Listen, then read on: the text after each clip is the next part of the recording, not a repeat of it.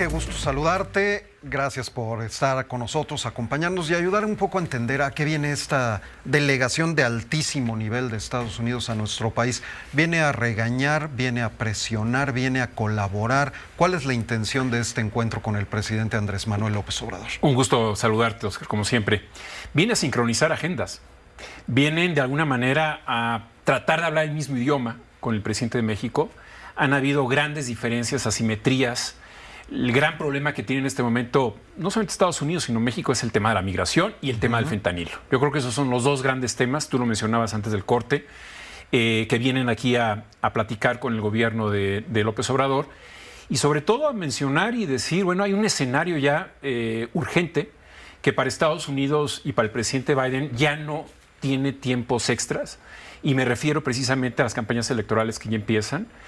Y no puede quedar mal con los republicanos. Entonces yo creo que hay un componente político muy importante, pero sobre todo, y yo creo que el más clave, diría yo, es la exigencia de que ya se den operativos y de que la agenda de seguridad mexicana trate de sincronizarse con la estadounidense, porque en realidad vamos de la mano. Si hay algo que ha incurrido el gobierno de México desde hace 5 años es negar una realidad.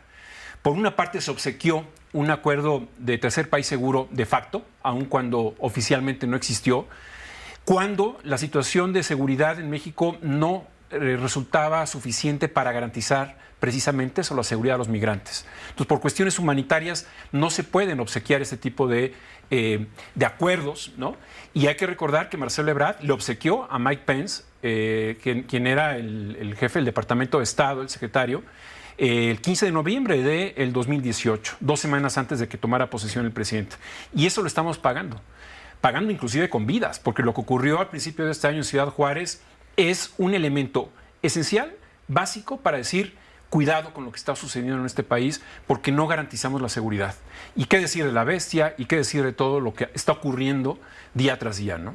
Esta tragedia migrante a la que tú haces referencia, la muerte de 40 migrantes en un centro de detención porque realmente no ofrecía las características de un centro de estancia, pues sí, sin duda es el reflejo de que México está totalmente rebasado en el tema migratorio. Parecería que los Estados Unidos también. Sin embargo, para muchos, Estados Unidos podría estar más o menos contento por lo que ha hecho México. ¿Tú compartes esta opinión? Bueno, en el caso del presidente Donald Trump estaba muy contento porque externalizó, su seguridad fronteriza hasta Guatemala con miembros de la Guardia Nacional Mexicana. Es decir, el presidente López Obrador sí le obsequió esa zanahoria sin recibir nada a cambio. Él pensaba que el presidente Trump iba a dar dinero, como se lo prometió al inicio del gobierno del presidente López Obrador.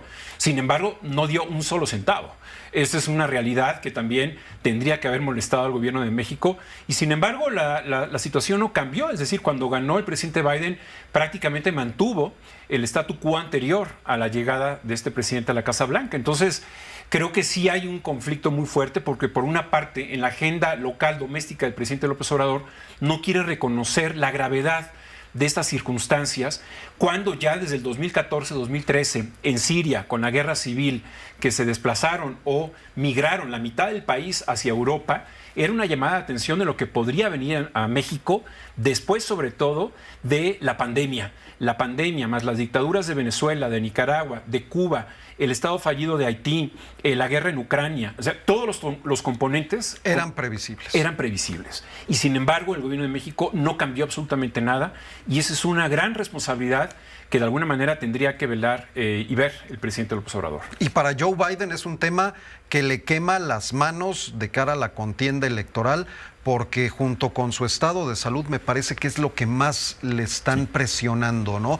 La incapacidad, la posible incapacidad para enfrentar un nuevo periodo al frente de los Estados Unidos, pero también la falta de acciones para frenar el tráfico de migrantes. Hay un elemento esencial, Oscar, en este caso, que es la evolución del Partido Republicano.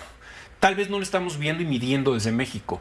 En el 2016, en el debate de precandidatos, Trump era la excepción. Es decir, era el único precandidato que lanzaba promesas del muro, de la patrulla fronteriza, pues nos insultó a México, ¿no? De que era pues, un país de violadores, narcotraficantes y demás.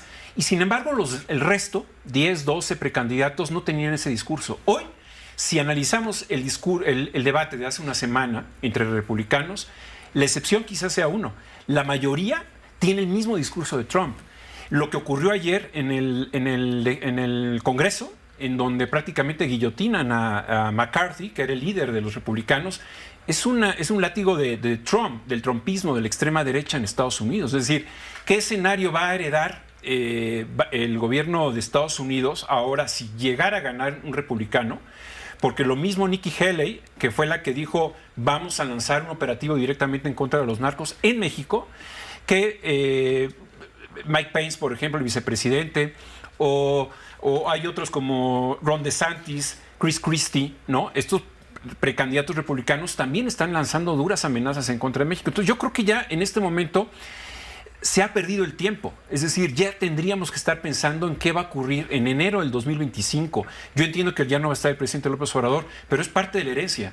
Y así como Marcelo Ebrard heredó un programa fallido, como fue este tercer país seguro, de facto, en realidad, y lo heredó porque en realidad no tenemos las condiciones para dar seguridad a los migrantes, lo que puede llegar a venir con los republicanos, pues eso es un escenario muy, muy complejo.